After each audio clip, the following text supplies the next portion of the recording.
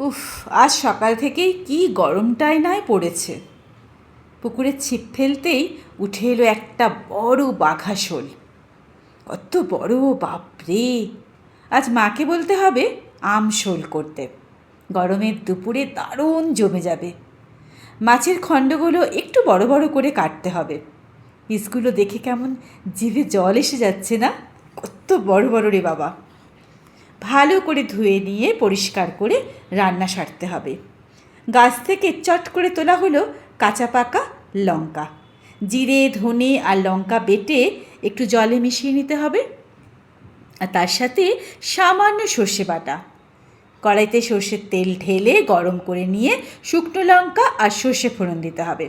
এবার মশলা দিয়ে ভালো করে কষিয়ে নাও। সামান্য হলুদ, পরিমাণ মতো নুন। দেখো, মশলা কষানো কমপ্লিট হয়ে গেল।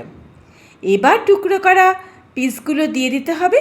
তারপর আরও একটু কষিয়ে নিতে হবে। ব্যাস, এবার জল টকবক টকবক ফুটে উঠলেই মাছ দিয়ে দাও। বাহ, দারুণ সুগন্ধ বেরিয়ে গেছে।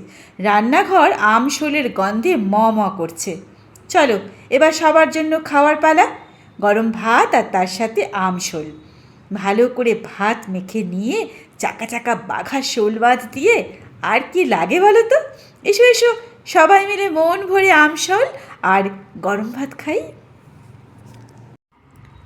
সকাল সকাল পুকুরে এক ডুব।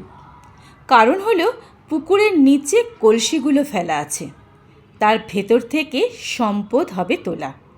কিন্তু মুশকিল হচ্ছে, পুকুরের কোথায় যে কলসিগুলো ফেলা হয়েছে সেটাই গেছে সবাই বেবাক ভুলে।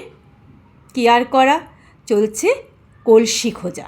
অবশেষে মিলল সেই কলসি। দেখো কাণ্ড! কলসির ভেতরে এত মাছ, শিঙি, মাগুর আর জিওল। আর কি চাই?